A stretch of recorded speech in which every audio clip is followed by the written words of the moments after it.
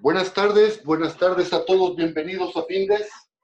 Son las 18 horas, momento de dar inicio a la transmisión del webinario que tenemos programado para este día en materia de marco legal de la capacitación.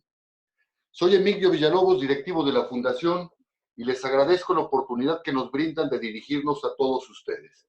Me acompaña la profesora Alejandra Toscano Martínez, especialista de Findes en el área de desarrollo organizacional, quien de hecho es la jefa de este departamento en la Fundación, a quien me permito presentar sucintamente como licenciada en Psicología Industrial, con estudios de posgrado en Administración de Recursos Humanos y Tanatología.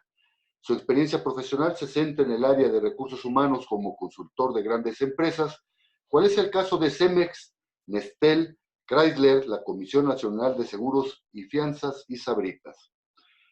Actualmente se desempeña como directora de su propio despacho de consultoría en materia de recursos humanos y cuenta con una experiencia de impartición de cursos y asistencia técnica por más de 15 años.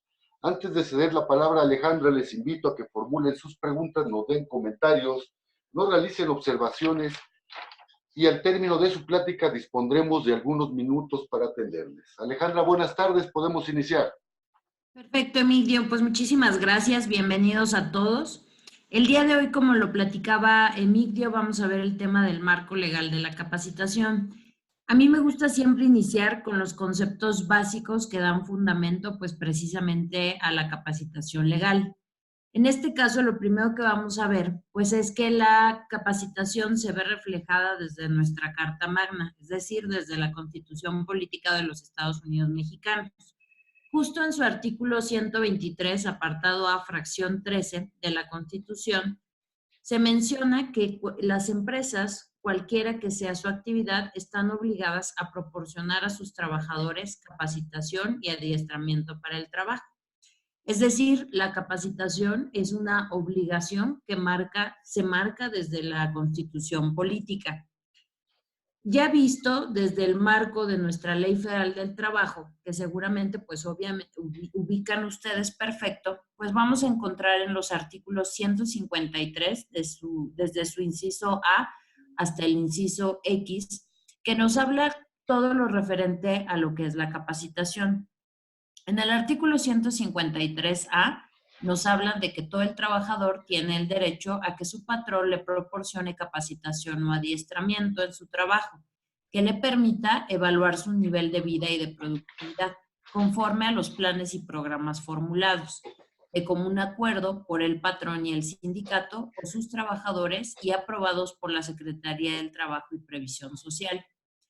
Desde aquí ya empieza a enunciarnos que nosotros debemos de presentar como organización ante la Secretaría del Trabajo y Previsión Social algunos llenados de algunos formatos. Estos formatos los vamos a encontrar como DC1, DC2, DC3, DC4 y DC5. En particular, al que se refiere el artículo 153A, corresponde al tema del formato llamado DC2, es decir, planes y programas de capacitación, que en un momento les voy a ir mencionando cada uno de estos formatos.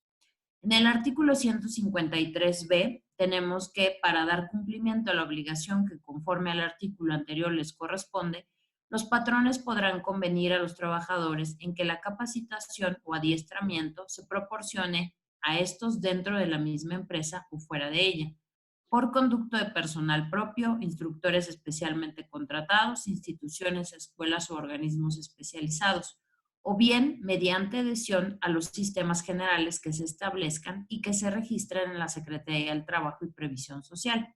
En caso de la adhesión, quedará a cargo de los patrones cubrir las cuotas respectivas.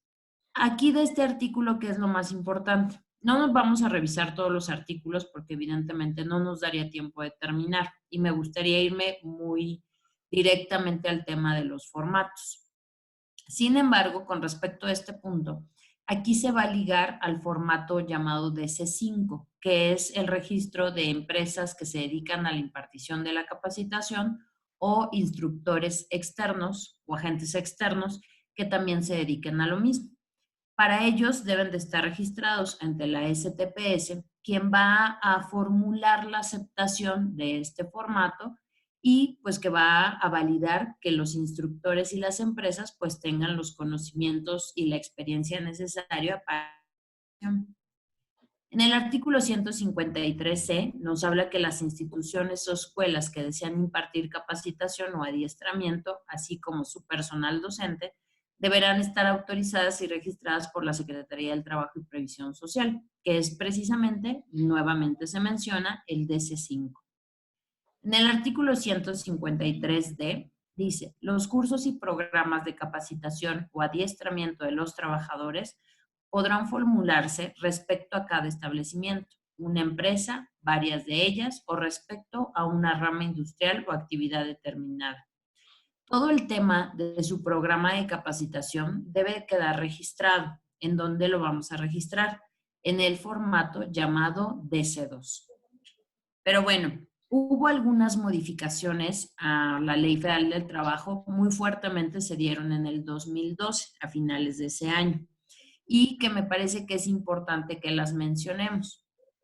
El 14 de junio del 2013 sale un acuerdo por el que se dan a conocer los criterios administrativos, requisitos y formatos para realizar los trámites y solicitar los servicios en materia de capacitación, adiestramiento y productividad de los trabajadores. Yo les voy a recomendar, por favor, que revisen este documento. Este documento no es tan largo, la verdad es que no tiene tantas páginas como a veces podríamos creerlo, y sí nos da toda la información acerca de los formatos. Te va a decir qué cambios hubo, qué modificaciones existieron, etc. ¿Cuáles son algunos de los principales modificaciones que se vivieron precisamente con respecto de la ley que se presentó precisamente en el 2012? Bueno, primero fue los tiempos de presentación de los formatos. Anteriormente había algunos formatos que tenían una presentación, hagan de cuenta el DC2, que es el Planes y Programas de Capacitación, antes tenía una vigencia de 4 años. Es decir, tú podías registrar tu programa que durara 4 años y hasta el cuarto año, finales del cuarto año, presentabas la renovación de sus programas o de sus planes. Una de las modificaciones precisamente es al DC2, es decir, a planes y programas. Ahora ya no se presenta cada 4 años, ahora se presenta cada 2 años. Pero bueno, se los iré mencionando cuando veamos cada formato. Una de las características que antes caracterizaba a los formatos era prácticamente la presentación de todos. Es decir, la autoridad, la STPS, te pedía que presentaras todos los formatos. Con las modificaciones a esta ley, ya no te piden que presentes todos, sino solamente algunos, que les iré diciendo cuáles en particular.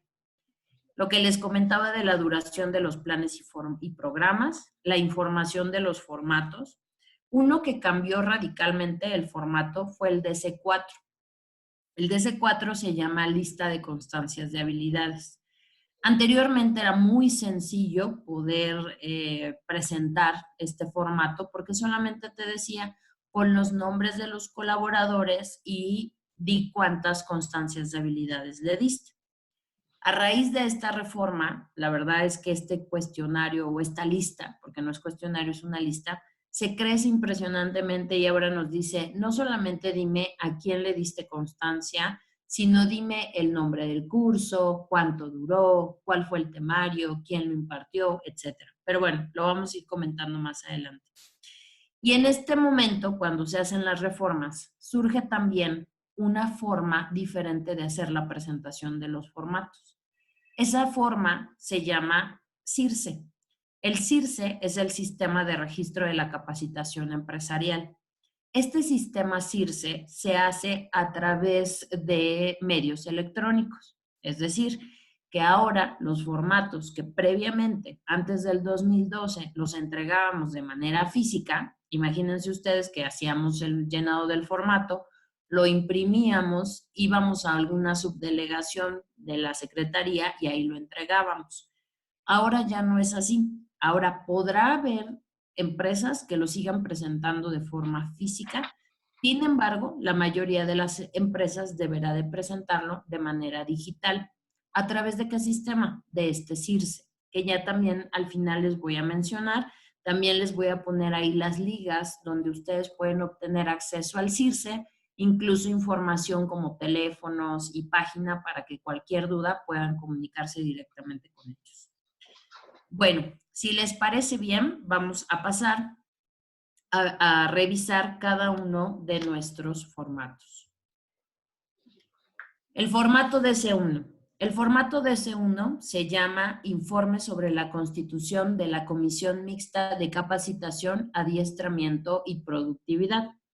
Uno de los elementos que se incorporó con las modificaciones a la Ley Federal del Trabajo en el 2012 es que le agregan productividad. Antes no existía realmente la palabra productividad. Aquí ya aparece. ¿Por qué? Porque las STPS dice, oye, no solamente quiero que des capacitación, sino que sea un enfoque hacia la mejora de la productividad. ¿Para quién aplica el DC1? Esto es muy importante. Aplica solo para empresas de más de 50 colaboradores. Es decir, que si tu empresa o tu centro de trabajo tiene menos colaboradores, no vas a tener que llenar el DC1. Tiene la característica de que es bipartita y paritaria. ¿Qué significa bipartita? Bipartita significa que tiene que haber representante de la empresa y tiene que haber representante de los trabajadores. Paritaria se le llama porque es el mismo número de trabajadores que el mismo número de patrones o representantes de los patrones. Esto es, si tú tienes dos representantes de la empresa, tendrás también que tener dos representantes de los trabajadores. Por eso se le llama paritario. La STPS te permite crear más de una comisión mixta de capacitación. ¿Por qué? Sobre todo para aquellas empresas que tengan sucursales en otros estados del país, se permite que crees varias comisiones. En el entendido de que tener una en Ciudad de México, vamos a suponer, pues no te daría ni el tiempo ni la capacidad para poder regular todo en materia de capacitación que suceda en los diferentes estados o en los diferentes sucursales que tú tienes. Algo que es muy importante y que por eso se los puse es que la comisión puede emitir opiniones sobre la permanencia de los colaboradores con contrato de capacitación inicial y de prueba. A veces creemos que solamente la comisión es llenar un documento y ya. No, la comisión tiene responsabilidades. En el documento del Diario Oficial de la Federación que les comenté anteriormente, ahí van a ustedes a encontrar cuáles son las responsabilidades de la comisión. Una de esas responsabilidades que a mí me parece importantísima es cuando una persona termina su contrato de capacitación o de prueba y vamos a evaluar si se queda con nosotros o no. Bueno, quien emite o quien puede crear un documento con esa valoración es precisamente esta comisión. Entonces, ¿qué los invito? Pues a que pongamos la comisión, pero que también vivamos las obligaciones de esta comisión, que pueden apoyarnos muchísimo en la administración del capital humano, porque al final del día, pues son quienes pueden validar si una persona puede seguir o no en la organización, si una persona tiene la formación adecuada, etc. Con la reforma a la Ley Federal del Trabajo que les platicaba del 2012, ya no es necesario presentar el formato de C1, ¿sí? Es decir, lo tienen que llenar, lo tienen que firmar, pero ya no lo tienen ni que enviar electrónicamente ni que presentar electrónicamente. Eso sí, no significa que no lo tengan que hacer. ¿Por qué? Porque en caso de una inspección, el inspector obviamente les va a pedir este documento. Entonces ya no se presenta, pero sí tenemos que tenerlo llenado y firmado. ¿Ah? Bueno, ese es nuestro primer formato. Nuestro segundo formato se llama DC2, que es la elaboración del plan y programas de capacitación, adiestramiento y productividad. Este formato sí aplica para todas las empresas, desde un colaborador hasta los que sean. Se deben elaborar dentro de los 60 días hábiles siguientes al inicio de operaciones en el centro de trabajo. Es decir, que se da o se constituye una empresa y a los 60 días tendríamos que darlos de alta, ¿vale? Es decir, tendríamos que presentar este plan y programa. Con las modificaciones a la Ley Federal del Trabajo ya no se va a presentar tampoco. Entonces, recuerden, DC1 no se presenta, DC2 tampoco se presenta.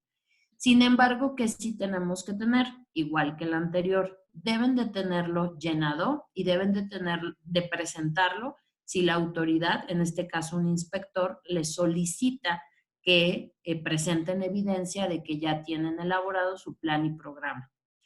Para el plan y programa van a poder utilizar cualquier esquema, diagrama, cronograma que ustedes decidan, siempre y cuando le muestren a la autoridad que queda muy claro qué tipo de curso van a dar, cuándo lo van a dar, a quiénes se lo van a dar. No es necesario poner nombres de colaboradores, se nos iría la vida y no tiene caso. Lo que sí nos pide la autoridad es que digamos a qué área se lo vamos a dar, si es a toda la organización, si es a un puesto en específico o a un nivel en específico. ¿Ah? La diferencia con la reforma laboral del 2012, que ya se los había mencionado, es que este plan va a tener una vigencia de 2 años. Es decir, vas a tener que tener tu cronograma de trabajo, tu plan de trabajo de capacitación por un rango máximo de 2 años. Me podrán preguntar, oye Ale, entonces, ¿puedo hacerlo por menos tiempo? Sí, por supuesto. Si ustedes quieren que su programa solo dure 1 año, lo van a poder hacer. Es decir, te marca un tiempo máximo, pero nunca un tiempo mínimo. Si les puedo hacer una sugerencia, mi sugerencia sería que se fueran a los 2 años. Pero bueno, eso dependerá de cada uno de ustedes. Recuerden, DC2 no lo presentamos. Nos vamos a nuestro siguiente formato, que es la constancia de competencias o de habilidades laborales. Anteriormente no le llamaba competencia, solo era constancia de habilidades laborales. A partir del 2012 ya integra la palabra competencia. El DC3 es una constancia de competencias de habilidades que va a aplicar para todas las empresas. Es un formato que documenta el curso que se le impartió al colaborador. De hecho, tiene para la autoridad, para la STPS, un formato de S3 tendría mayor validez que un diploma, ¿ok? Entonces, cada colaborador al cual ustedes le den un curso, tendrían que entregarle su constancia de habilidades laborales, es decir, el formato de S3. La condición para entregarlo, y eso queda muy claro en la ley, es no nada más que haya asistido al curso, sino que haya asistido y haya aprobado el curso. Por lo tanto, ustedes tienen el derecho como empresas a aplicar cualquier examen de conocimiento, de habilidades o técnico que consideren necesario para aprobar o no un curso. Si el colaborador lo aprueba, ustedes entregan la constancia. La sugerencia es que se imprima en 2 copias. El original va a ser para el colaborador y la otra la vamos a utilizar para usarla como un acuse de recibido.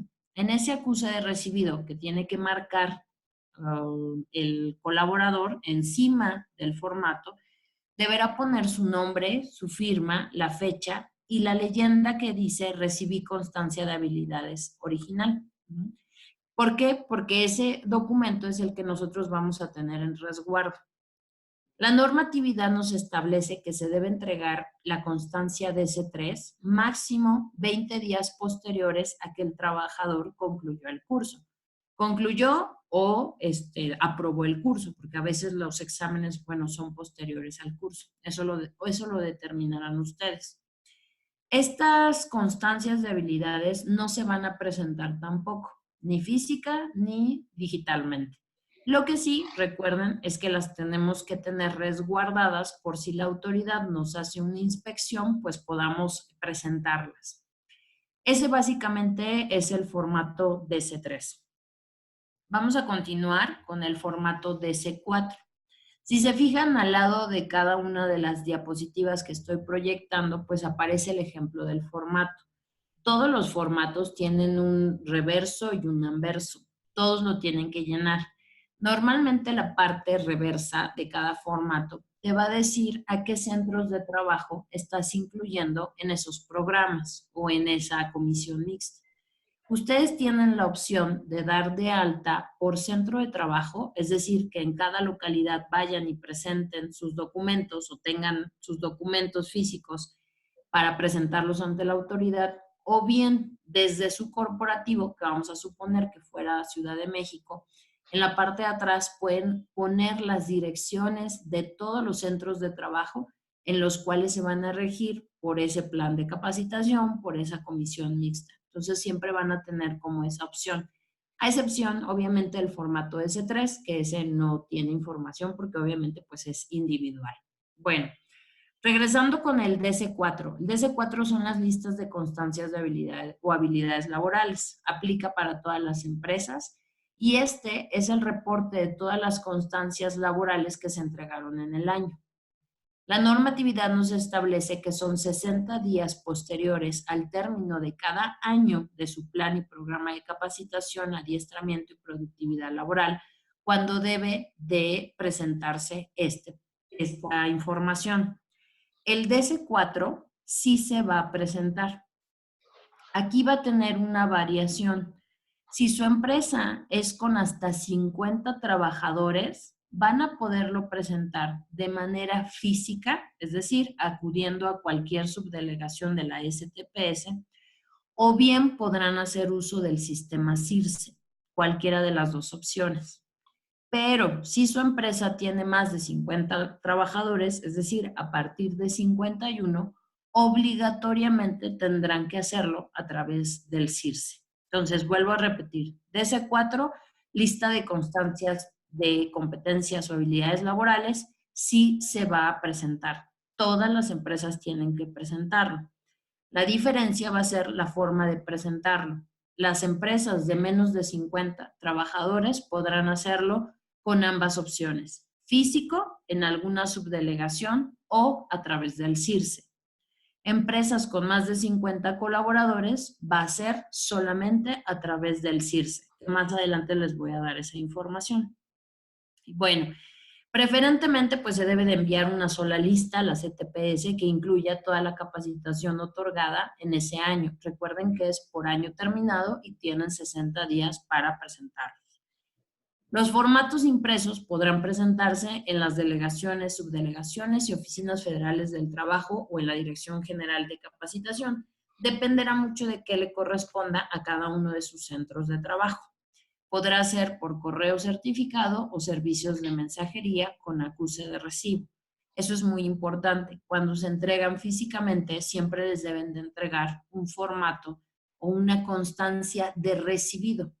La constancia de recibido no indica que te lo aceptaron, solamente que lo recibieron. Y la autoridad tiene algunos días para decirnos si está bien, si lo acepta o si no está bien, nos lo regresa, nos avisa y nos dice que hay que modificar. Bueno, y por último tenemos nuestro formato DC5. El DC5 es la solicitud de registro de agente capacitador externo. Recuerden que este aplica únicamente para empresas o personas físicas que ofrecen servicios de capacitación. ¿Cómo se hace? Les explico muy brevemente. Para este formato te va a pedir cierta información. Vamos a suponer que alguno de ustedes quisiera ser instructor externo para trabajar para diversas empresas. Bueno, primero te va a pedir, pues obviamente que tengas un título profesional, dependiendo obviamente de los cursos que vas a impartir. Te va a pedir que le presentes todos los diplomas, certificados, calificaciones de los cursos que acrediten que tienes conocimiento formal sobre un tema en particular. 2, te va a pedir que tengas ya experiencia en la impartición de ese taller, para que, bueno, él valide y diga, ok, ya lo has impartido, tienes el conocimiento, entonces sí te acredito. Cuando tú eres un agente capacitador externo, ojo, no te certifican en todo. Es decir, no significa que yo, Alejandra, pueda dar cursos de todo. No, sino que tú vas a presentar la lista de cursos que tú consideras que puedes dar. Pueden ser 3, pueden ser 4, pueden ser 5. Para empresas pueden ser más, etcétera. pero siempre demostrando que tienes el conocimiento para poderlo impartir a través de certificaciones y a través de constancias que digan, perdón, que ya lo has impartido. Bueno, estos formatos en particular sí se tienen que presentar y se tienen que presentar de forma presencial. Es decir, no utilizas el CIRSE, no puedes hacerlo de manera electrónica, tiene que ser de forma presencial. Cuando tú ya estás registrado o ya eres un agente capacitador externo, vas a aparecer, si es que no dijiste algo contrario de no publicar tus datos, la STPS tiene esta página que se llama agentes.stps.gov.mx 2.141 diagonal gato B, en donde vas a encontrar a todos los agentes capacitadores externos registrados ante la STPS. Que sí quiero comentarles que la página lamentablemente está teniendo muchas fallas y entonces de repente puedes buscar a alguien y no encontrarlo. Eso sí puede suceder.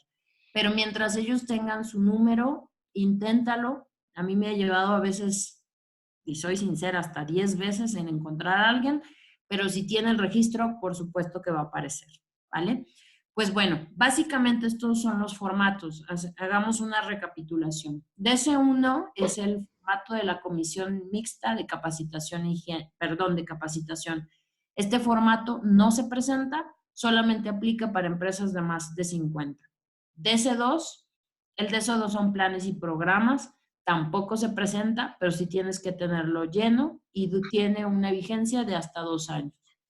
DC3, constancia de habilidades laborales, no se llena, son las que vas a entregarle al trabajador como una especie de diploma.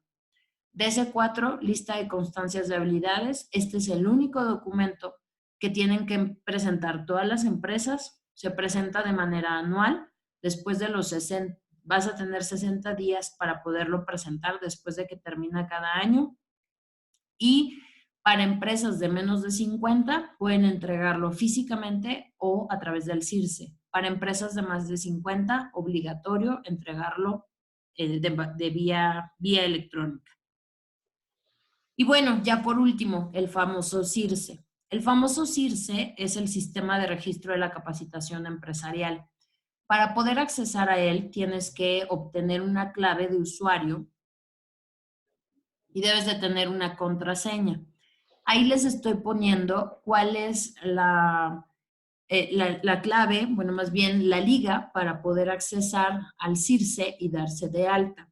¿Qué te van a pedir? Como todo trámite ante la Secretaría, pues que tengas un RFC, un registro patronal del IMSS, tus datos generales del representante legal, incluyendo el número de instrumento de acreditación, que normalmente es tu poder notarial, capturar el nombre o razón social de la empresa, tal y como se encuentra en el acta constitutiva o el alta ante la Secretaría de Hacienda y Crédito Público, dar de alta las direcciones de los domicilios de tus establecimientos en el portal de servicios electrónicos, también como sucursales, todos los campos son obligatorios, etcétera. No quiero meterme mucho en ese proceso. En la STPS van a encontrar ustedes una guía rápida del CIRSE. Entonces, si ustedes entran a internet y buscan guía rápida del CIRSE, les va a aparecer esa guía.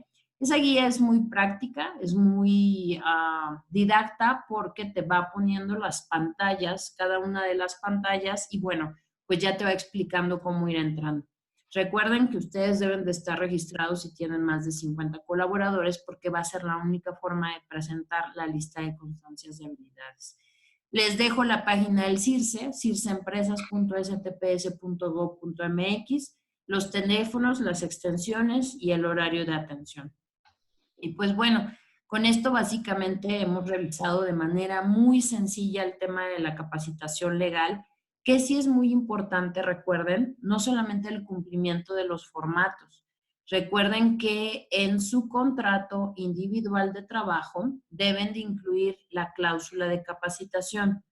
¿Qué es esta cláusula? En donde ustedes digan que el colaborador recibirá la capacitación adecuada para el desempeño de sus funciones, etcétera, ¿vale? Entonces, no se olviden de que no nada más lo vamos a ver en tema de los formatos, sino lo vamos a ver representado, pues, en el tema, obviamente, de nuestro contrato laboral. para los formatos DS1, DS2, DS3 y todos los formatos, recuerden que la autoridad va a poder hacerles una inspección específica de capacitación, en donde les va a pedir la presentación de todos estos formatos. El incumplimiento también pues, puede ocasionar alguna multa. Entonces, bueno, pues sí hay que tener muy clara esta información y sobre todo pues hay que darle cumplimiento. Por mi parte ha sido todo, espero haber sido muy clara, de todos modos cualquier duda pues estamos a sus órdenes en lo que podamos ayudarlos. Alejandra, muchas gracias. Vamos a dar pie a la atención de algunas de las preguntas que nos hacen los participantes en el webinar. Sí. Ana, buenas tardes, gracias por participar. Ana nos pregunta, hemos visto los formatos que hay que llenar, que hay que presentar ante la Secretaría del Trabajo y Previsión Social, pero estos descansan en lo que sería un plan y el programa de capacitación y adiestramiento de la empresa.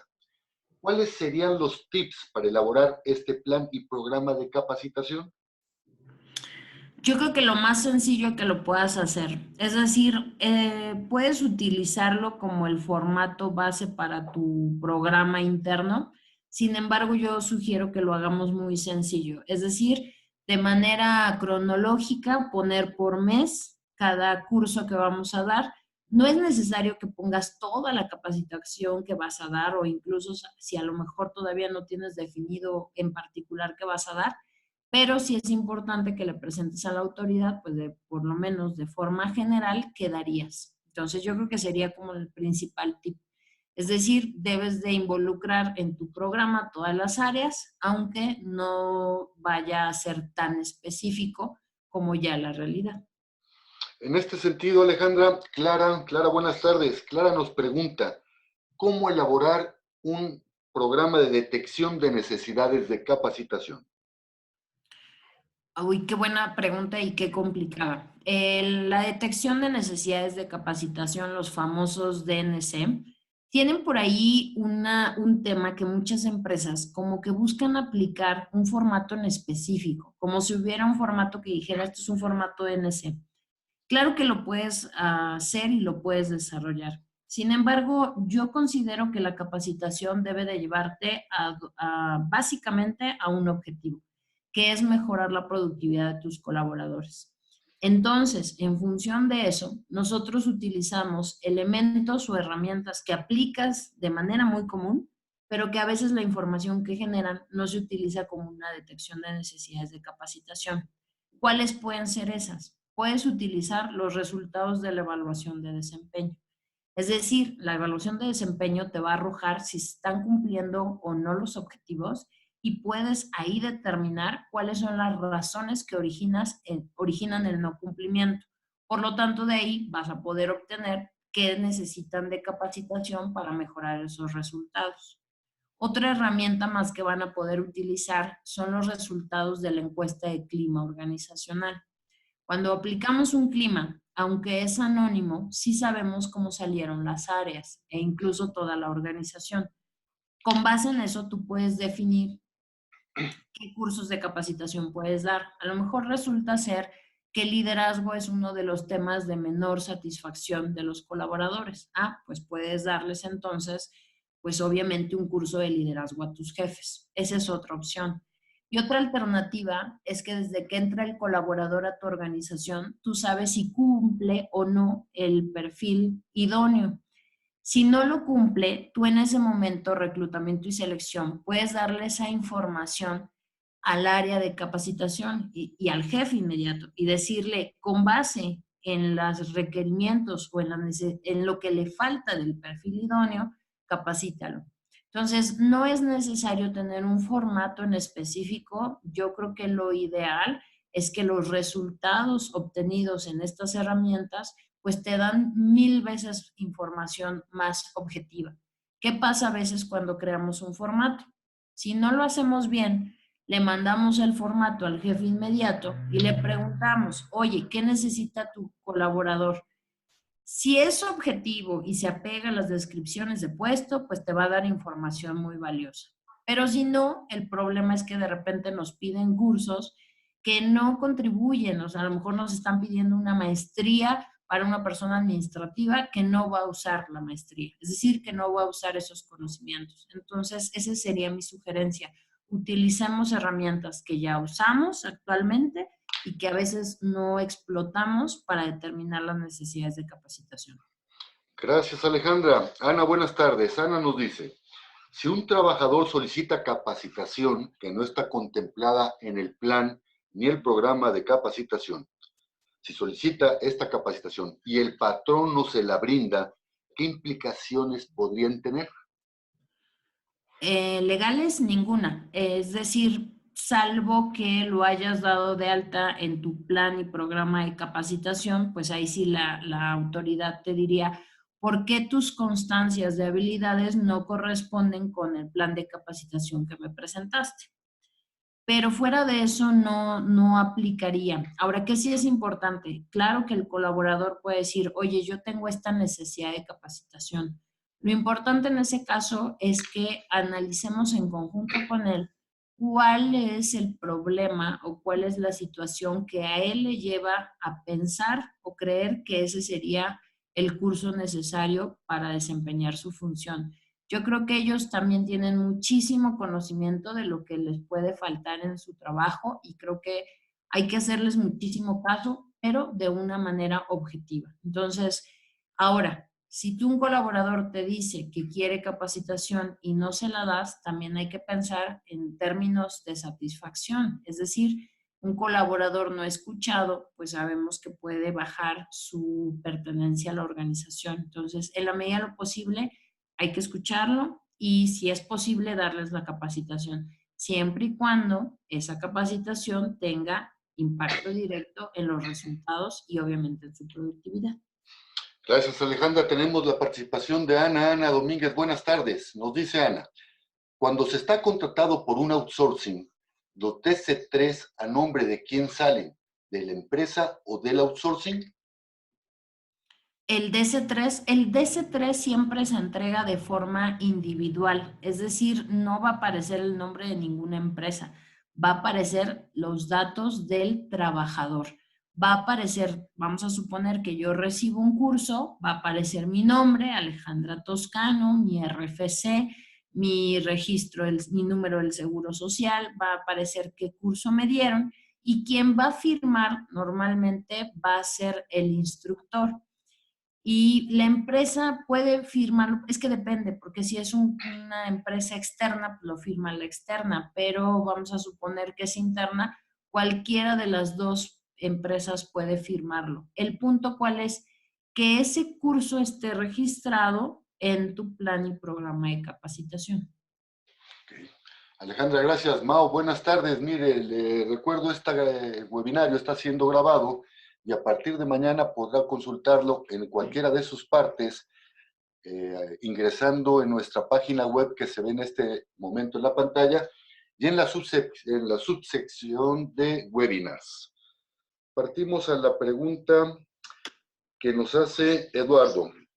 Eduardo nos dice, ¿qué hacer si un trabajador se niega a tomar la capacitación, arguyendo que tiene el conocimiento necesario para sus funciones?